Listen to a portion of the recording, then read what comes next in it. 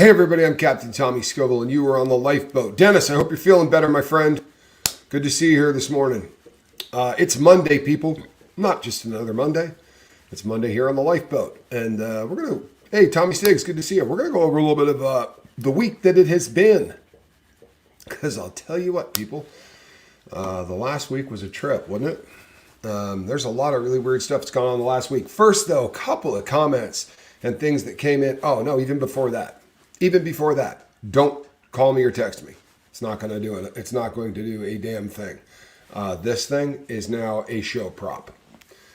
For all intents and purposes, I just cannot get this thing to do anything at this point that resembles anything of a phone. Unfortunately, it got flattened. Not run over as in, is it Tuesday? I'm sorry, Pookie. It is Tuesday. Okay, so look, this thing got run over this way. It is Tuesday. Goes to show you. I got my week in review. It says Monday morning on the... I'm not changing that thumbnail. Good morning from Quebec. Good Lord in heaven. So last week, people, 36,000 people came by the lifeboat, which doesn't happen. A couple other things. We've been pulling through everything, and about half of you do not ever hit the subscribe button, which is cool, right? Of the 36,000 people that came by that were unique visitors last week, half of them don't hit the subscribe button. So more than half of you don't hit subscribe for whatever reason. You just don't feel groovy to it. That's fine. I'd rather have you watch than hit subscribe. It's really all about getting views because that's what drives what we do. But I think it's odd that some of you just, it might be the bank robbery thing, man. But in a perfect world, I think it stays that way. We want about half of the people that come in here to not do that. It's how you build the channel, because over time, hello Lori, over time, half of those people that don't hit subscribe are eventually going to hit subscribe, if that makes any sense. I got to go to a couple of comments because there was some stuff that came in on the Sacklers that I think are so genius. There are comments that came in that just make the lifeboat. This is who you people are. This is the reason that it's Groundhog Day. It is absolutely Groundhog Day, Tina. No, that is good. Everything that the things that were not good last week, were all of the attacks and all of the communication that just sucks. All of the people that still can't carry on a freaking conversation without screaming at one another, and all of the people that still act as if maybe they're run by other people or they're in cults or they're whatever. I'm sorry, there's just a lot of that going on, and we're going to go over all that. But listen to this comment and tell me that this one isn't about as spot on. And this one comes in to us from Amanda. And I know that right now, Charlie's going, is this Tommy's picks? It probably sounds like it, but there's just a couple of comments that I think we should demand all elected officials should wear their sponsors on their clothing like NASCAR drivers.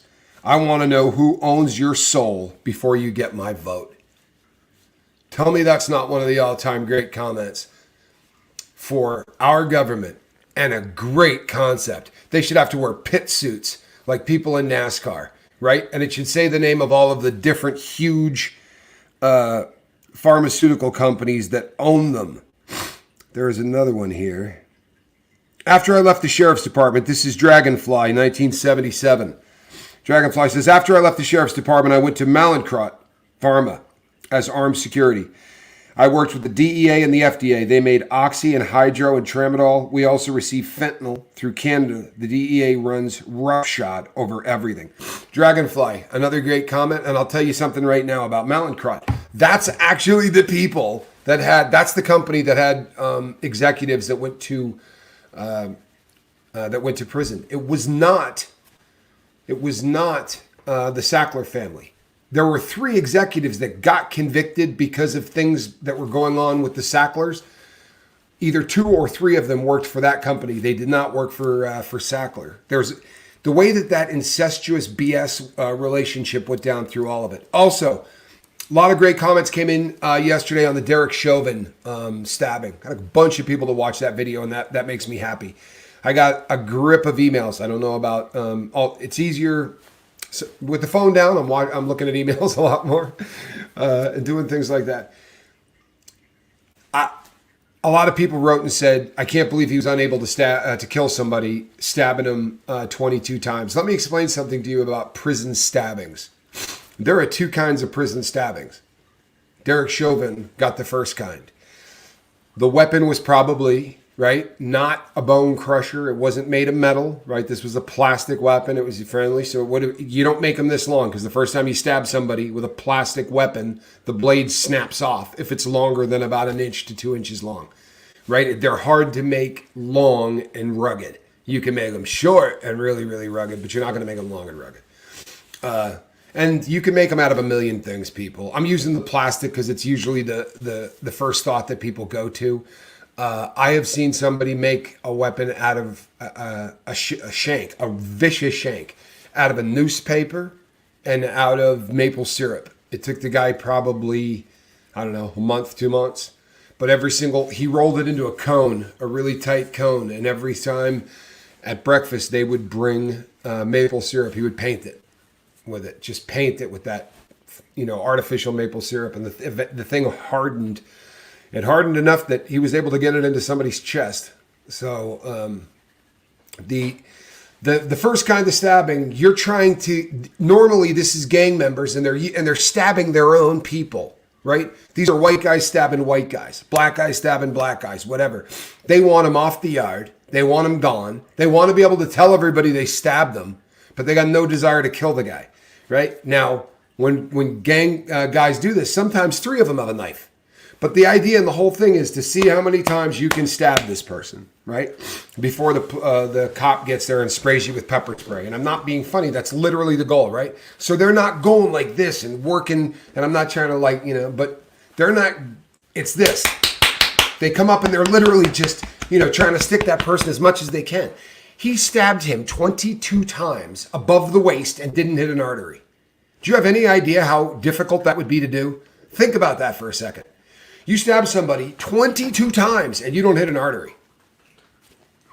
Take this from somebody that spent a lot of time putting needles in their body. That's not easy to do, right? There are a lot of arteries in the body. You hit them accidentally shooting dope all the time. It's raw or rotten when it happens, right? It's terrible. Your hand swells up this big, right? It burns.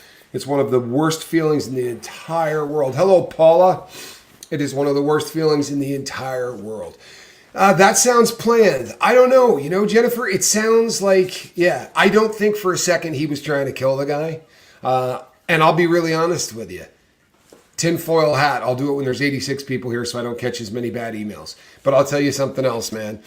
The way that the entire Derek Chauvin thing has been handled, right? The fact that the FBI is already in there. And I'm going to say something because I'm not giving up any sources or anything else. But this came to me through my church, which is bizarre. But yesterday, because of the video that I did, somebody that I know through my church works for the feds. No joke. And I heard through this person's wife that the husband said, if they ask me to lie about this one, I swear to you, I'm going to quit. So, and this was one of the people from the FBI that got called in on this. One of the people that came in, that got here smoking fast, right? Because there's FBI stationed in every single state in the United States, right? They don't have to call somebody from Washington to get the FBI in. They're right down the street, right? Well, this is one of those people. And he has a feeling, for whatever reason, because I didn't get any details. That's literally all I got, is that these people asked me to lie about this when I'm out of here. So something didn't smell right to them either. But my gut says this. My gut says that whole, I did 13 years, right? That whole black hand thing. Oh, and I got 100 emails from people who said to me, the black hand was an Italian thing. I understand all that, people. I'm Italian. I did a lot of time with gangsters, right? I spent a lot of time with gangsters. I know the black hand, the history of all of it. But what I'm telling you is that the Mexican mafia has adopted the black hand, and that is what it's called the hand, right? And that there is symbolism in that. So Black Friday, right? Maybe. Okay, maybe. And the Black Lives Matter thing for Black Friday, I think it's a stretch, man. I don't buy it. I don't buy it at all. I've never met a convict in my life that gave a crap about anything like that. I just didn't. I mean, when you get cut off from the outside world, what's happening in the outside world is the outside world.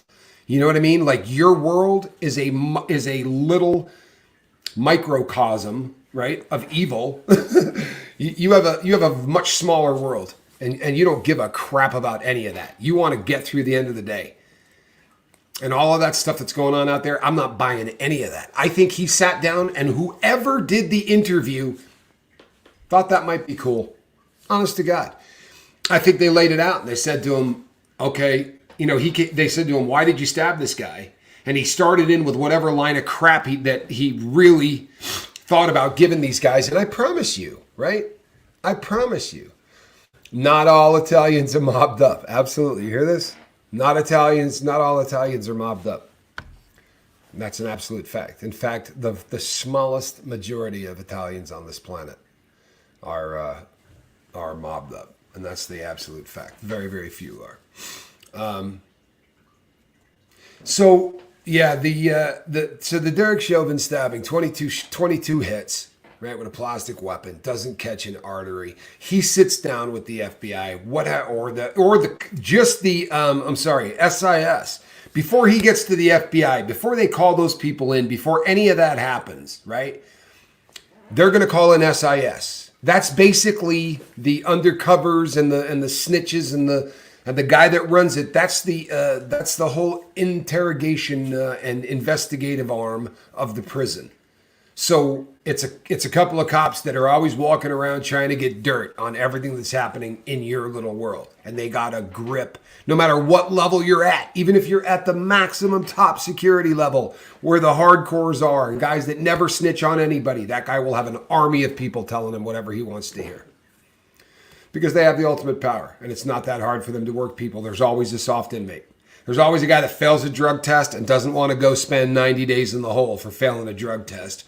And the guy will say to him, hey, you know what? We'll just throw this one in the trash. Yeah, what do I owe you for that? You don't owe me a damn thing. Just go back to the unit. Don't even worry about it. And then the person just starts figuring, screw it. I don't even have to worry about the hot sheet. I don't have to worry about trying to get sober or carrying a fake pee with me or whatever. And when he gets caught the next time, they're like, all right, we're going to the hole. By the way, that's your second hot. What? Yeah, you dropped a hot last month. That's your second. You're getting shipped off the yard. And you got a life set up there. You got your hustle, like you're running a poker table, doing whatever you're doing. Right? These guys don't want to leave. So these people build. But when SIS sat down with this cat yesterday, or right after the stabbing, and he gave him their line of crap story, somebody in that room said to him, this smells like a dry PC move. Smells to me like you're trying to stay here. Because those guys ain't stupid, man. I promise you SIS said, dude, this is a PC move. You didn't try to kill this dude. You got him 22 times. If you had got him 22 times in the neck, this thing would be over. Right? He wasn't trying to kill this dude.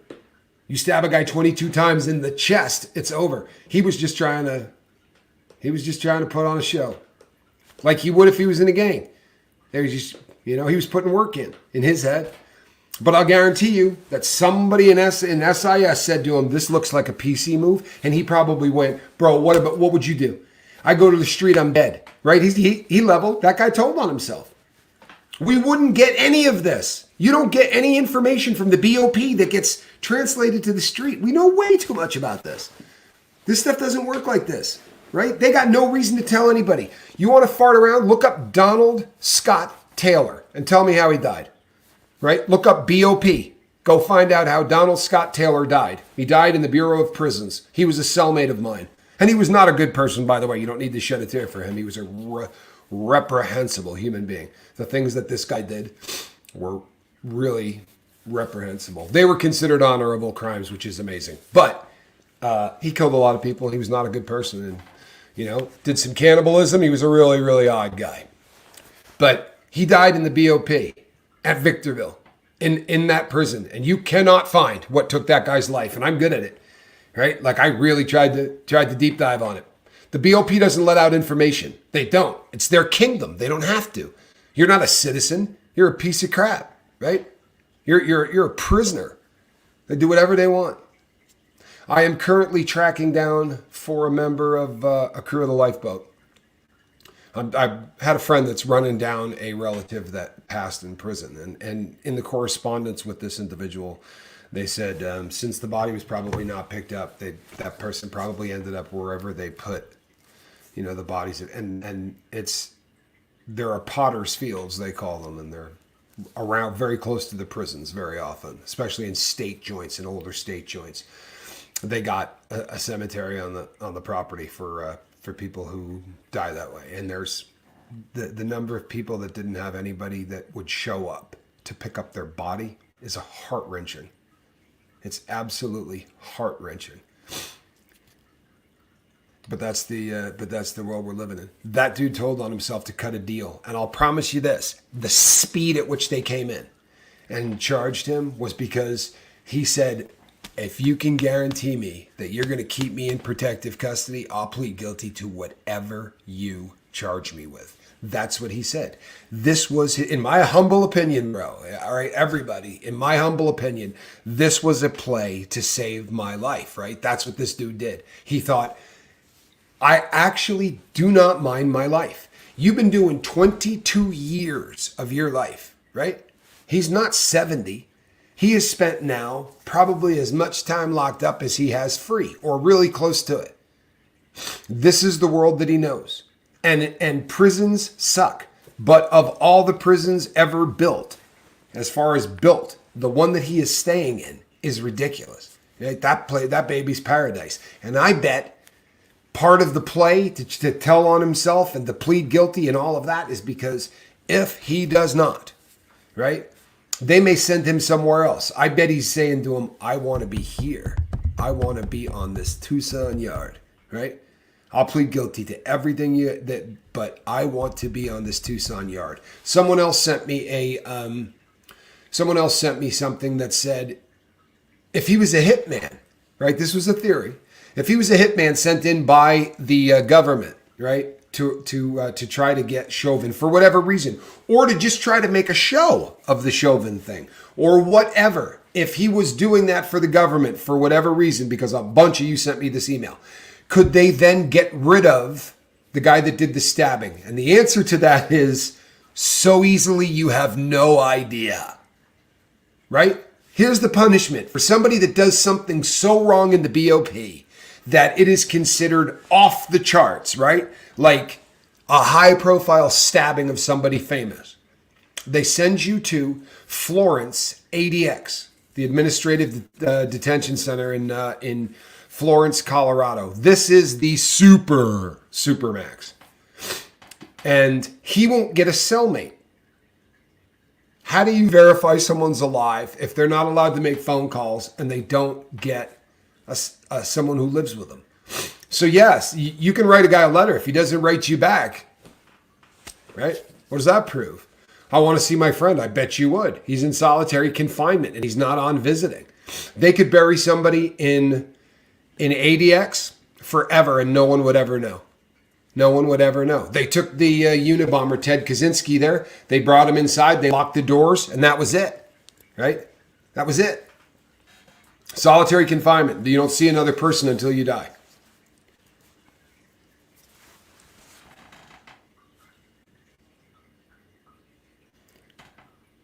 Wow, it's always fascinating. This is the beautiful thing about YouTube and about the World Wide Web, right? Nolene says, I was a prison officer in Ireland. Listened to yesterday's live. The social dynamic between prisoners is the same. But as a unit officer, I always made sure the trustee had my back. And you know what? That's always a really good idea. And I'll tell you right now, man, this is a true story. I was in a prison with a cop that was far kinder than any other cop. He didn't take any crap, right? He did not take any crap. Lisa Smith. I'm sorry, I have that effect on people. I'm really sorry, but I have that effect on people. But this guy just didn't bust chops, right? He wasn't letting you walk around drunk. He wasn't letting you, tattoo in the day room. He wasn't letting you do things that were really out in the open being stupid. But like, he came in my cell once, and I was drinking hard booze that I had manufactured myself out of a honey bear. And he walked in and said, "I need to do a cell search." And I said, "Right now?" And he said, "Yeah." And I said, "All right." And I said, "Listen, man, I'm going to save you a whole lot of time. That honey bear there on the desk is filled with moonshine." And he said, "All right, thanks." And when he was done searching that cell and I came back in, that honey bear was still on my desk and I didn't get a write-up. Now, if somebody decided to attack that guy in the day room, I'm probably going to stop him. Straight up. That's a solid dude just trying to get a paycheck, right? I don't want to see anybody hurt dead, dude. Now, there were other cops that I promise you, if somebody decided that they wanted to hurt, I would have done nothing to stop. I wouldn't have jumped in on it, right? I saw how I punched the cop. It doesn't pay off.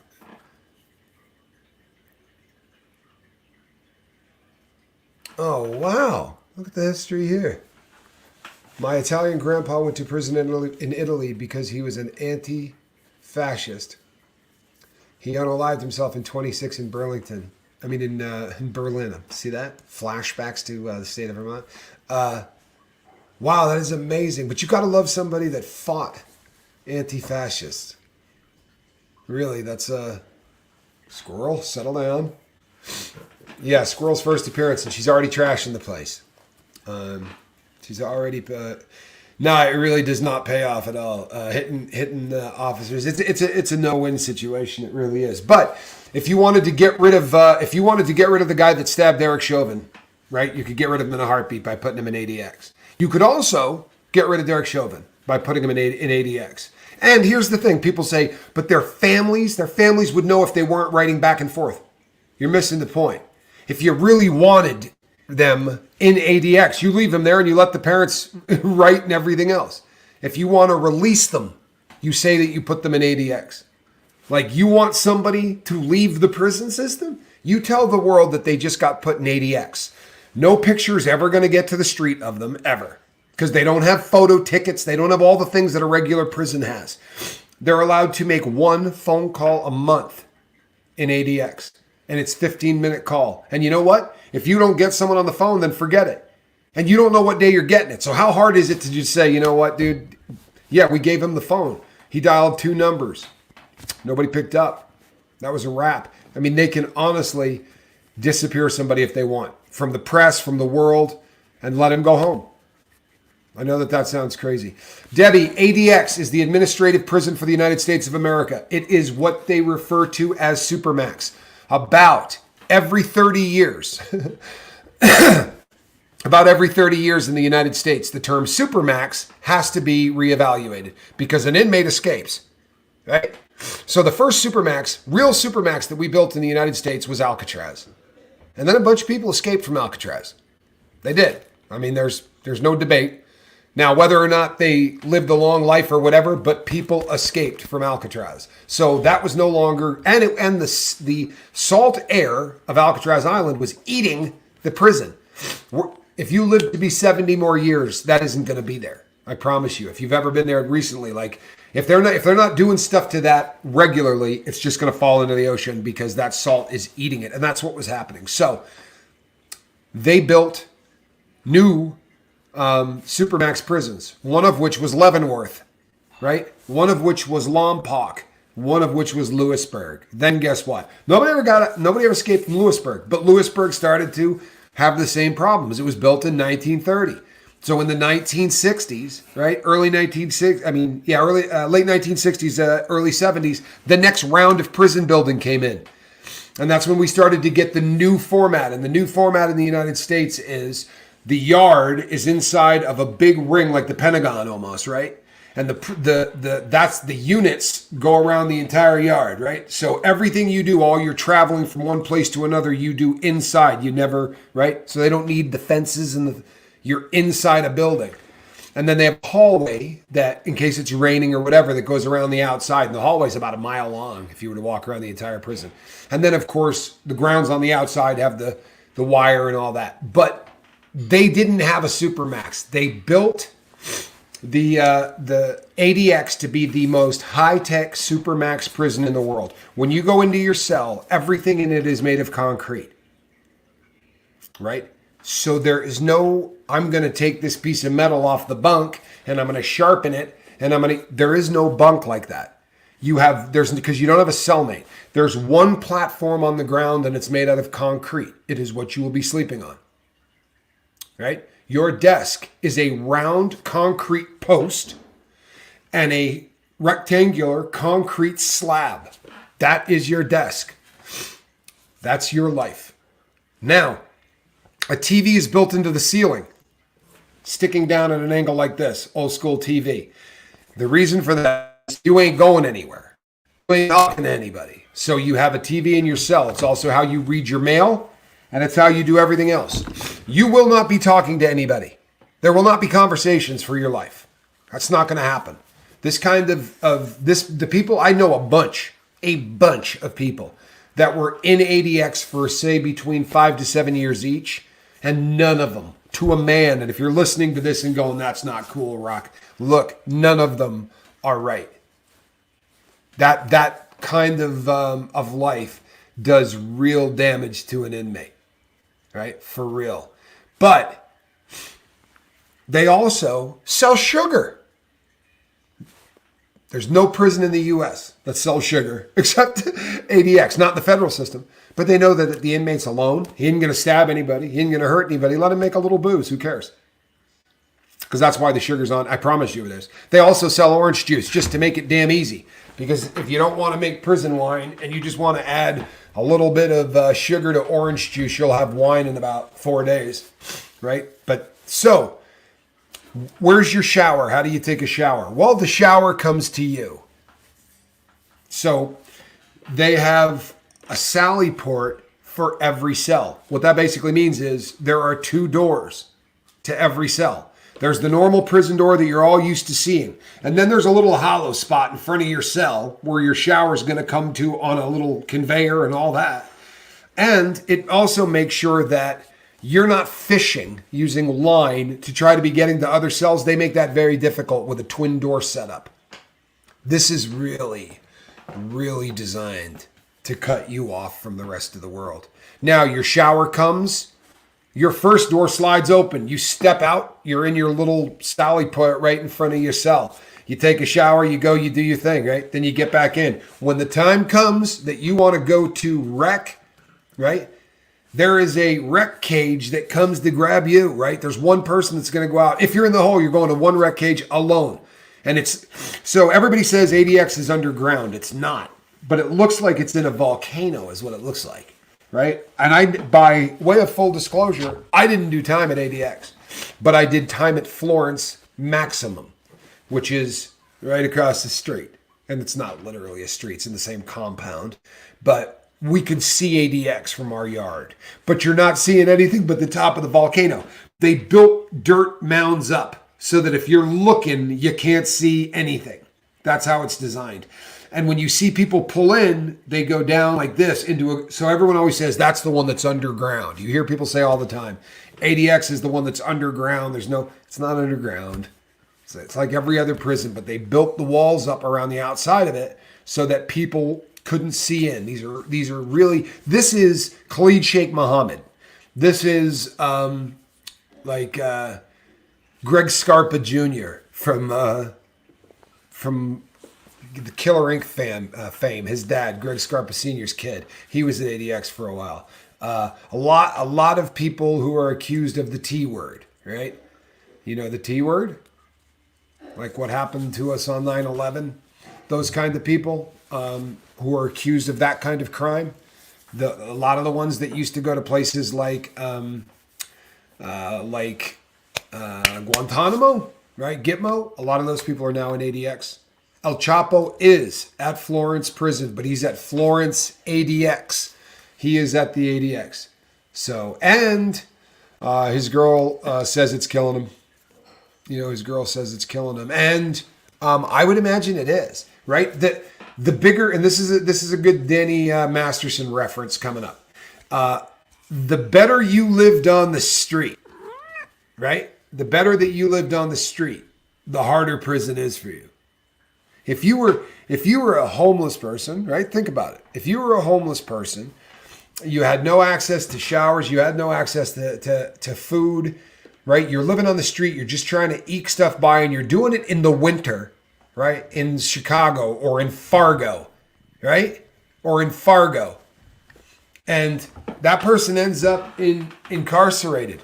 Is it really that much worse off? I'm sorry, but it's the truth. Losing your freedom sucks. But the shock from going to having no food, no shower, no nothing, to having everything you want but a wall around you is a lot different than having anything you want and then not having the ability to have anything, right?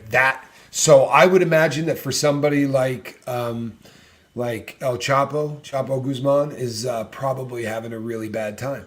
He had a life where he could order people around, tell people to do whatever he wanted them to do, and they would do it, right? That's not just good living, right? That's psychotic 1% living, right? 1% of people are always going to turn into people like L. Ron Hubbard, right? 1% of people are always going to become crazed, disgusting, power-hungry, megalomaniac nut jobs. That just kind of happens. But for somebody like that cat, right, to go from that kind of power to being able to do anything you wanted to having train cars full of $100 bills to ADX, yeah, I bet he's going insane, and I bet it's happening very, very fast. I'm glad this was said too. Jennifer, homeless people do crimes to stay warm all the time, and you can't blame them. Makes more sense than a homeless shelter. I'm sorry. They're going to get kicked out of the homeless shelter, right? They're going to have a whole list of hoops that they have to hop through that they're not going to be able to do. They walk into a financial institution and say, "Give me all the money," and then drag their feet on the way to the door. Make sure you're in the parking lot when the police get there. You didn't use a weapon. That's 5 years inside in a federal system. I knew a guy, I've said his name on the air before, but I've never said it in connection to this story. But he was an older man. He was a good dude. Very talented guy. He worked out in Hollywood. Very talented man on computers, right? He wasn't in front of a camera or anything, but very talented guy, and he worked in Hollywood. And this was his deal. He was 63 or something like that. And his retirement kicked in, his pension kicked in at 65. And he was living in hotels, homeless. And he said, you know what? I got online and I looked up what crimes carry 5 years for federal crimes, maximum of 5 years. And he read bank robbery without the use of a weapon, right, was going to get him 5 years. And he went and robbed a bank. And he said, the way I looked at it, I was either going to get out of there with enough money to take care of myself until my pension kicked, or the government was going to take care of me until my pension kicked. And he got caught. And you know why he got caught? I swear to God, people. I swear to you, I am telling you the truth, right? I'll tell you that his name was Don. Don. So the way Don got caught is he showed up in the morning to rob the bank, and he got there so early that the tellers had not put the cash drawers into the teller stations yet. So he came walking up, and I was his cellmate in the county jail. When he first got arrested and got brought in, this poor guy, man, he's like 63. He is shaking like this, right? And I was like, what's up with Pops, man? Look at this dude. What did this guy get arrested for? Like, he doesn't look like a dude that breaks the law. He goes, he's a bank robber, same as you. I'm like, shut up, dude. He's like, no, that guy's a bank robber. So I went up to him. I said, you robbed a bank? And he goes, I did. And he was shaking.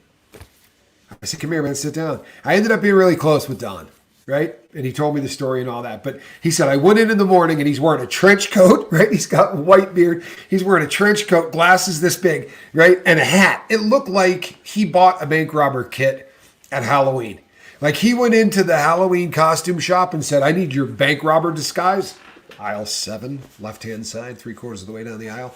That's what this man, he was honestly wearing 3 coats, which is hysterical anyway for a bank robber. And he went in and said to the woman, I swear to you, right? I read this in the paperwork. This is a stick up. He went in and said, this is a stick up, right? Give me all the money. I'm sorry, Catherine. I'm not doing this to put to make fun of your son. I'm doing this to tell you that I've heard that story where somebody robbed the same bank twice within a year, 100 times. Honestly, 100 times. It doesn't make any sense to me, but people do it. Yes, Ben Turner, it's in Florence, Colorado. Yeah. So, yes, I lost my train of thought. Oh, so Don. So I'm with this guy. He walks in and he says to the woman, "This is a stick up, right? Give me all of the money." And the teller says to him, "I'm really sorry. I don't have any money in the drawer. Like we just opened the doors. You're the first person to walk in. If you want to come back in like 10 minutes, I'll have money." I swear to God, right? He came back. Think I'm kidding. He came back in 10 minutes. So, and I said to him, "So obviously you wanted to get caught, right? He goes, "No, I wanted to get away with it." I said, "And you didn't think maybe she was going to tell the police that a bank robber might come back in 10 minutes? And he goes, "Well, she just seems so kind. And I didn't figure that if she was going to call the police, that she would have told me that the money was going to be there." He goes, "And then I thought, who would be stupid enough to actually go back, right? So the cops are never going to be there." I go, no, I bet they were." He goes, "Oh, they were. They were." And here's one thing I'll say in case somebody comes across this case. I don't like FBI. I don't. They're dirtbags. There are exceptions to the rules. There are good FBI agents, I promise you. But that's a crooked organization. I've seen it, right? Massively. Every single person in the federal prison was prosecuted, right? I mean, was hunted down by the FBI. We didn't get busted by local cops. We got busted by feds. They're crooked as hell.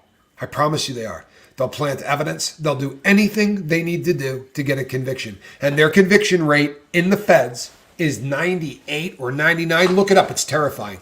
Every single person pleads guilty. Every single person pleads guilty because they know they're not going to win.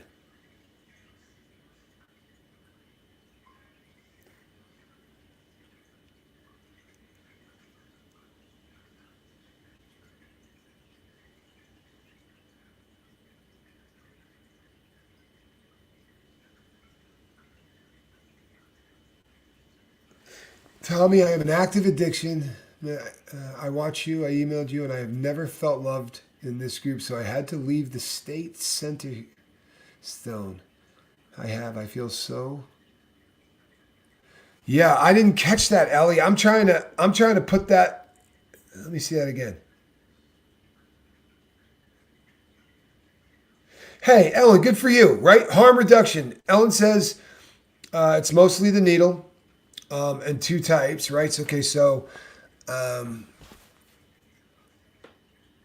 hey, using a lot less is great. By the way, everybody, I'm sorry, Guac. I'm sorry. I'm locked up on this one because whatever I was talking about isn't all that important.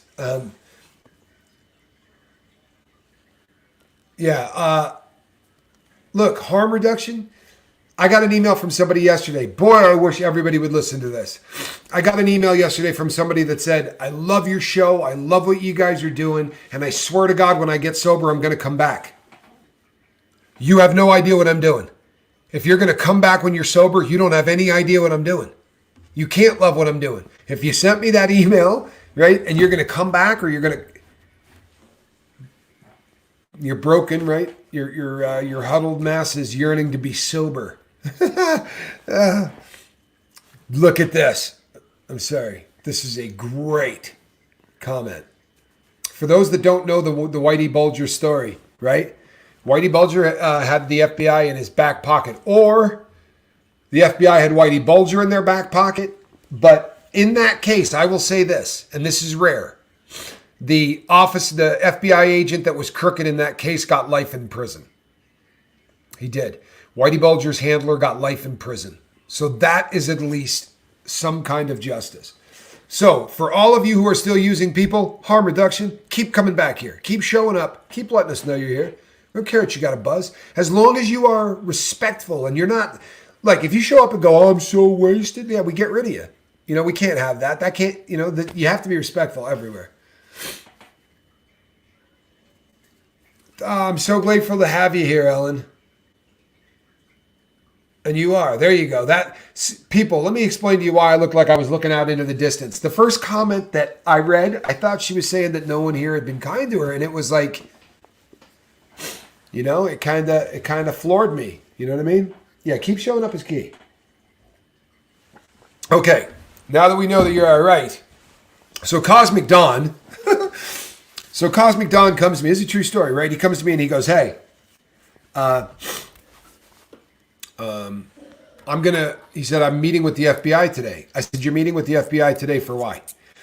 And he said, "Well, they're coming up to talk to me about the bank robbery." And I said, "Is your lawyer going to be with you?" And he goes, I told him I didn't think I needed my lawyer there. And I go, "Bro, you need 2 more years before you get your pension," or it was 3 or something like that. I'm like, "You're going to end up doing more time than you want to."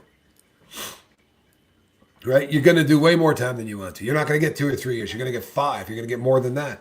And so this is what it comes down to. The crazy part is this. After I'm living with the guy in the cell for about 2 weeks, he says to me, the first bank that I robbed, and I said to him, "You robbed a bank other than the one that you got caught for?" And he goes, "Yeah." And I go, "I don't believe you." And he said, "Why?" I said, "Because they'd be running you through every single local." And he goes, "No, I did it like 6 months ago, and I did it in a different state." And I said, "Swear to God, you telling me the truth?" He said, "Yeah." I said, "Did you use a weapon in that one?"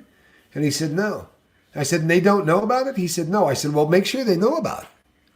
He's like, "Well, they're going to charge me with more." I said, "You're not going to do any more time for 2 banks than you're going to do for 1 bank. But what you do not want is for your old ass to get out and have them go, 'Oh, by the way, we found another one.'" Man, bundle that crap up while you're about to go to jail, right? I mean, about to go to prison. Get all that. That needs to come out. And he goes, "Yeah, I'm just not comfortable telling on myself." I said, "Well, I understand that, but I'm telling you this better come out." He and another inmate in the unit got together, right? And that inmate in the unit told on him. He told on Don. And the 2 of them worked it out. Like, I don't know whether he paid Don or what Don got out of the deal. But this dude went and cut a deal and said, "Hey, I know about a bank robbery in another state." Got all the details from Don, and he went and cut a deal to get a reduced sentence for turning in Don. And this kind of crap happens every day. Now, it doesn't happen among solid guys. It really doesn't. Because, and I was trying to explain to the guy that was doing the deal, I said to him, "That's fine and dandy. It's really lovely that you're getting a chunk of time off your sentence and a friend lets you do it.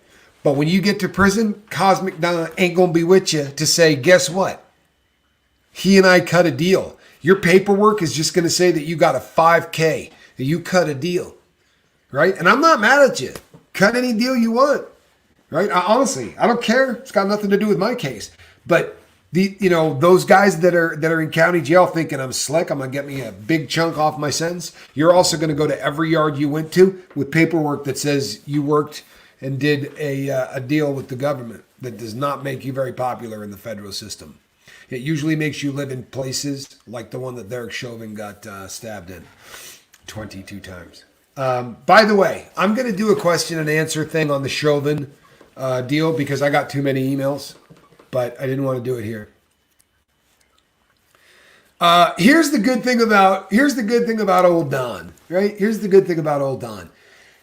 Don's record, right, had nothing, right? Literally nothing. And when I say nothing, I said to him, "What have you ever been arrested for?" We were cellmates because this old man was terrified. And the cop came up to me and he said, "He's a bank robber, right? He's a Fed. So you guys are going, to the same place. You got the same crime." He said, "We can take him as a cellmate." And I said, "Hey, I want you to pull up his paperwork. I want to know that this guy's never touched, a kid or done something stupid. And then I'll take the old man, but let me see his criminal record." And the cop's like, "Yeah, I'm cool with that. I don't care." And he brings me up and he pulls the dude's record up. And on there, he had something he did at a Grateful Dead concert. He got arrested, but it was a citation in a parking lot, right? He never had to, he didn't go to jail or anything else. They call it a citation. They literally arrest you and release you at the same time, but they just write you the citation there.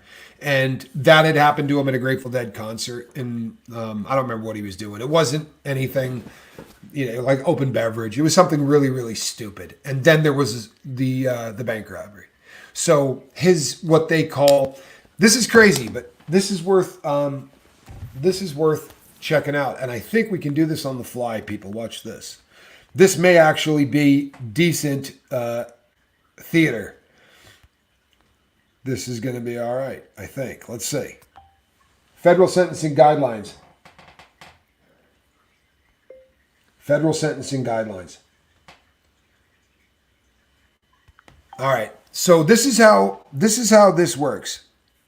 This is a very unusual concept compared to state or anything else, right? In the federal sentencing guidelines, it's literally a guideline, right? So what that means is you have access. There is a federal sentencing guideline sheet, and you've got a line that goes like this down one side of the page, and you got a line that goes down the bottom. And on one of those, it's going to be numbered all the way up to 42. That is your crime. So number one is I threw a tin can out the window at a federal park. A cop saw me and I got busted for littering on federal land. That is a criminal history level. A criminal offense level of 1. I grabbed a woman and kidnapped her in the commission of a crime. I took her across state lines. I then ended up taking her life. So she was kidnapped, murdered, tortured, right? All that. That's going to be a 44. That's as high as you're going to get, right? Or I got caught selling 25 trillion pounds of fentanyl. You're going to get a 45, right? That's the highest offense level you can get. Mine was a 21, right? Bank robbery is a 21. Then this is how this works. They go, okay, your instant offense level of the bank robbery is a 21. Yes. What is, do you have any enhancements? I'm sorry, what? Were you carrying a gun? Yes. Well, I wasn't. But were you carrying a gun? Yes, I was. Okay. You're going to get a 7-point enhancement for carrying a gun. So your 21 now goes to 28, right? Now, so you went down the chart. On this side tells you how much time you're going to get, right? So this is the crime offense level. On the bottom, how much crime have you done? That's the other axis. The other axis is what's your criminal history. We're going to give you 1 point for every misdemeanor you've ever been arrested for and convicted of.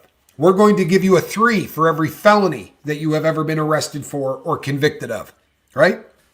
And if it is a violent crime, we will enhance that another point, right? And all of these things keep adding up. So then they say, okay, Tommy Scoville, what is his criminal history points? 30. Okay, that's off the chart, right? That's as far right as you can go. I'm off the chart. So, and he was a bank robber. That's a 21. Did he get more than the normal amount of money? Yes. Was there more than one bank? Yes. Okay, so those are both enhancements. Takes you down a little bit further. However, I also, unlike anybody probably that goes through, I did get 3 points the opposite direction. My lawyer got up and talked about the charity that we did, that I worked out of Canada, and how many hundreds of millions of meals we fed to homeless kids and things that I had done that were actually, and by the way, that thing was just, we did, but I wasn't being a good person. I'm not going to sit here and tell you that I was. I was trying to get rich and use a charity to do it. That's what I was trying to do. Just keeping it real. But it certainly looked good on paper. And when it was all said and done, you just take the graph and you go together like this. And when you take your finger from criminal history offense level and criminal history points and you come together, what you get is the sentence, right? And it's going to give the judge a guideline. It'll say something like from 90 months to 130 months. Now the judge has discretion to go anywhere in there without ruffling any feathers. That doesn't mean that's the only thing he can do. He can say, I think this is so bad, I'm going above the guidelines. Or I think this person is such a good human being that no matter what they did, I'm going to go below the guidelines.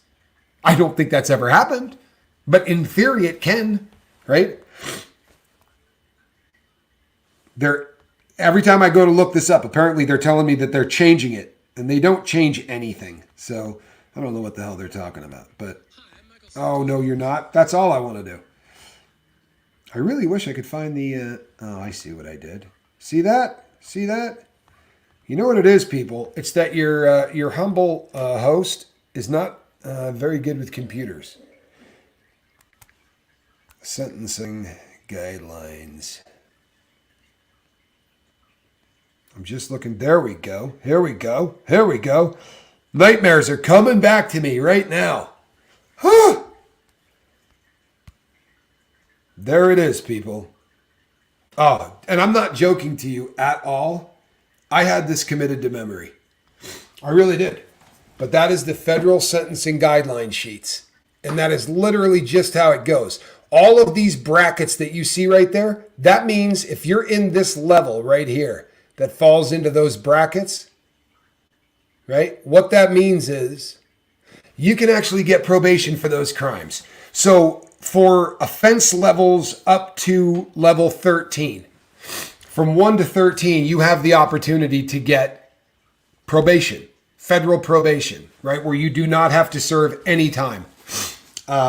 Zone B, I'm sorry, that's zone A, that's to level 8. Means that it's almost a misdemeanor kind of a thing. They're going to let you go home. You're not going to do any time.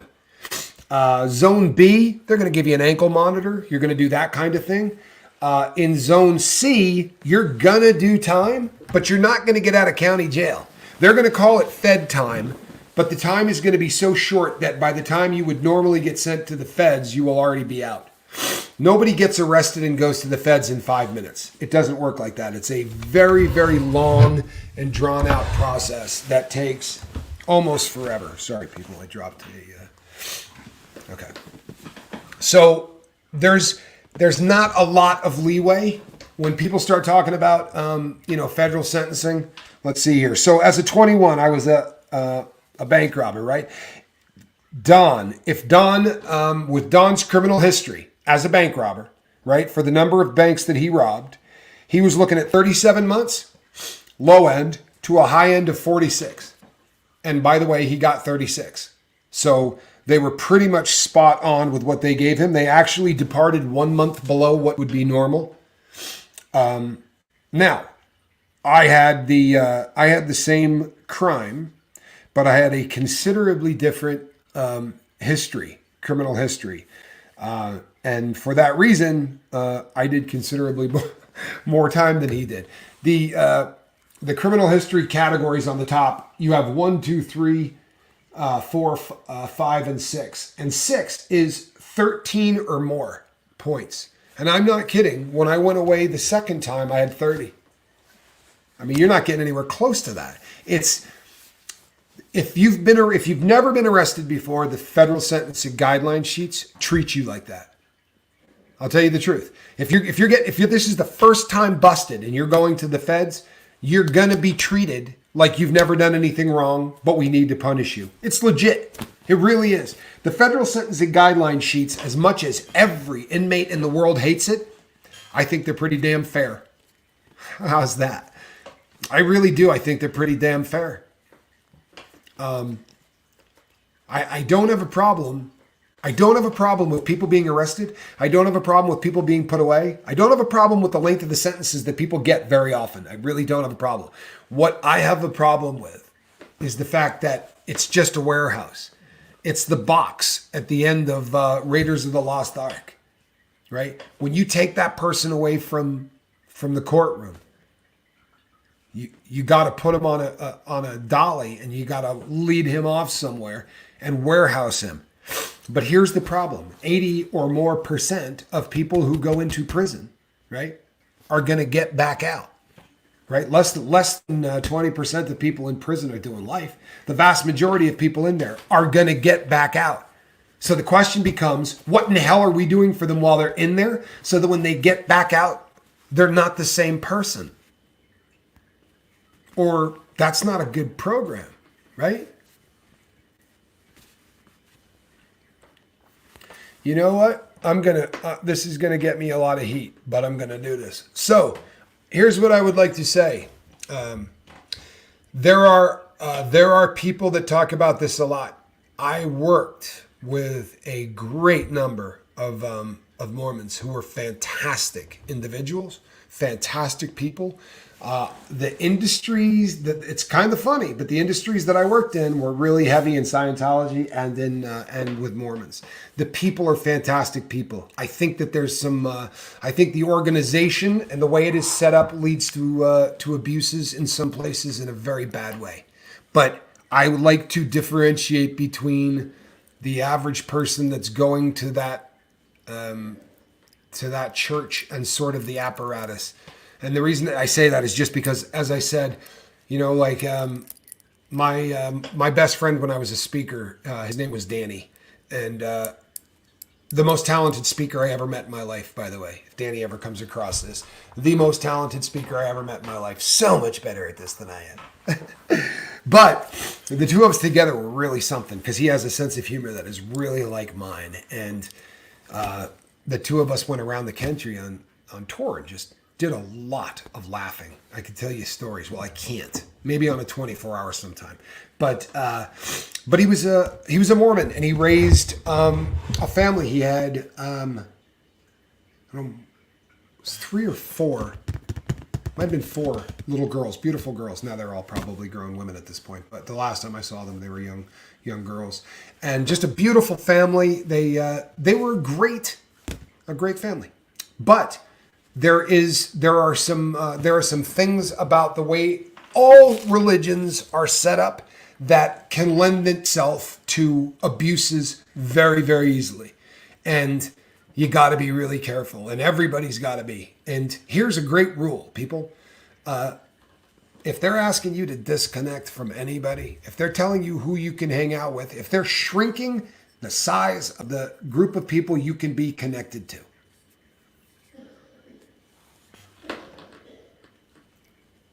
I agree. I agree 100%. I agree 100%. I agree 100%. I really do. I really do. I believe 100% that the vast majority of people who are Scientologists are also really good people. However, I think that there's a really big difference between how those two groups live, right? One is very focused on family, right? And one seems to really just not give a rat's can about it. One of the things that I will say is if you live in Utah, try going out on Monday night.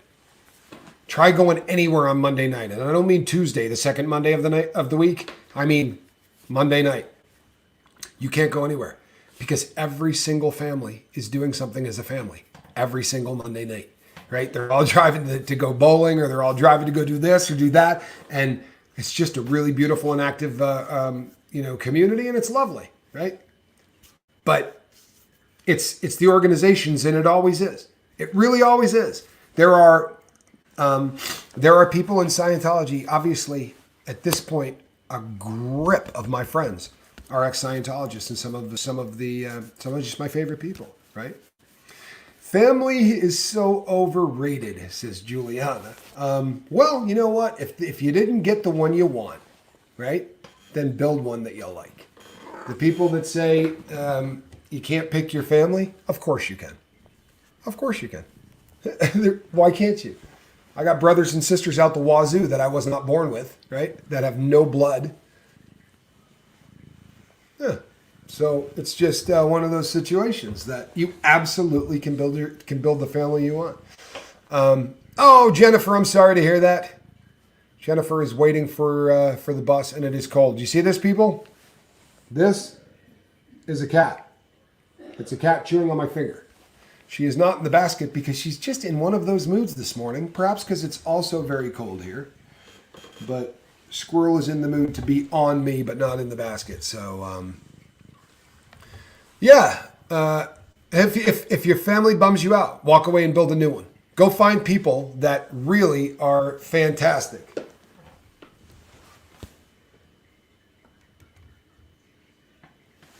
Wow, that's a terrifying thing to hear. See this? This is a terrifying thing to hear. The Crafter's Cauldron says, in Mormonism it has been taught that it is better for your son to come home in a pine box than come home early from a mission. Now listen, I have been accused in the past of putting up things like this without doing any research, and I have put up things that I should have really thought about or researched before I put up. That's the risk of doing 1,400 hours of live without a net, right? Just coming out and doing it. It's going to happen. This one I put up, I would have put up if I took 2 weeks to research it, and I'll tell you why. I talk very often on this show about a friend of mine who was a Mormon. He was my best friend. He was a Jack Mormon, not a believer, but his family are believers. He was the first in his family not to go on a mission. He was not the last, but he was the first of the brothers, I believe, to not go on a mission. He has a very large family, Mormon family, but his family went through, it looked like something from the book of Job. Everything, the family had the perfect world, and then everything blew up, and it blew up in the course of about a year or two. One member of the family was critically injured and will require care for the rest of their life, and will not be able to carry on a conversation or do anything like that. It's horrific. And then, even worse, was a sister that passed away. And my best friend, who was my business partner at the time, his youngest brother was on a mission at the time. The sister died and couldn't come home for the funeral from the mission. Was not allowed to come home to go to the funeral. And my partner at the time looked at me and said, I am never saying another mother effing word to him. And he had a list of all of the people that were cool with it who were never getting talked to again either. Like, he was the kind of angry he was. I had never seen a human being that mad. And, you know, I've seen some angry individuals in my life, probably more than the next guy. But this was really an angry, angry man. And I can understand why. So that's why I put this up. I've watched similar things. One of the saddest things that ever happened, right, to me, honestly, just sad. I was skiing, and I was working on a trick where you throw a backflip. If you've ever skied before, people, there's a trick where you kick your feet out like this, like a scissor, right? It's called a daffy. And in the days before people really got good at skiing, that was considered a trick, right? It's not much of a trick, but it was then. But I was trying to do that while in the middle of a backflip. So I wanted one foot to come up and then the other to kind of come as I was landing. It's a very difficult thing to do because when you take off the jump and one leg goes, it wants to pull your body in that direction. So you kind of have to go off the jump intending to go like you're going to crash and then throw that leg out to stop it. And it takes a lot of work. And I am busting my neck trying to get this thing done. I'm doing it again and again and again, and I'm falling a lot. I'm not in a foam pit. I'm on snow. And this youngster comes up that I had skied with a couple of times before, and I won't say his name, but he was a great skier. This is Snowbird, Utah. And he said, still working on that? Because I had been working on it the day before. I said, yeah. He goes, have you landed one? I said, no. He said, I thought about it all last night. He goes, I was visualizing that crap all night. He said, I'll tell you what you're doing wrong. And we had a little bit of a discussion. And on the third try, this kid landed it. Right? Now, I never saw him do another one. But anything this kid tried to do on skis, he landed within the third try. 720s, 900s, like whatever the hell this kid wanted to do. And I said to him, I have a ton of footage of me skiing. I do. Yeah, I got stuff. I do. And pictures or whatever. But here's the deal. So I said to him, you, my friend, are going to win an Olympic medal. Right? I've never seen anybody ski moguls like this kid. He was throwing back flips and front flips in the line of a mogul competition before anyone had ever thought of doing that. And to him, it was just a second nature thing. Like he wasn't even thinking about it, right? He would just, toss a trick midline. But I said to him, you're going to win an Olympic medal. And he went, oh, well, maybe after my mission. And I just said, well, that's a wrap. The Olympics come every 4 years. You know, you're taking 2 years off where it was going to fall. Like he was, and the Olympics, by the way, were coming to Salt Lake. Like this would have been just, but anyway, there was a kid that could have won an Olympic medal that didn't because he needed to go save souls, right? And set up great downlines because they're going to end up selling those people multi-level marketing crap later in life. Go ahead, send me your hate mail. Can't tell me Mormons aren't into network marketing. Send me your hate mail. I was in network marketing. I know you all. Go ahead.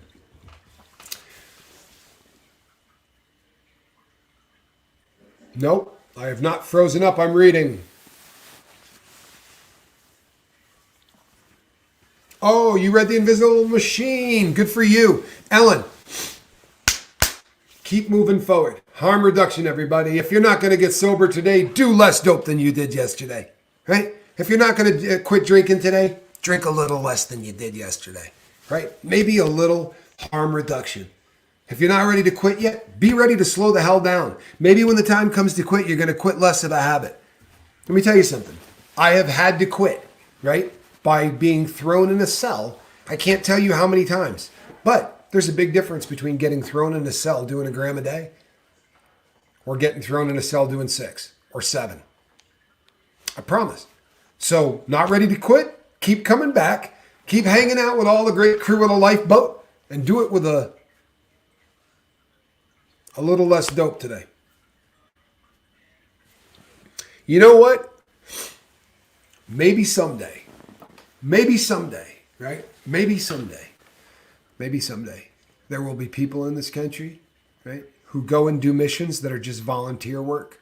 And they do it where a guy might be a Christian, a guy might be a Muslim, a guy might be a whatever, and you assemble a team of about 5 or 6 of them to go out and help people, not pitch them on squat, not go out to talk to them about their God versus their God. Just go out and help them, right? Go out and help them dig a well and get some water.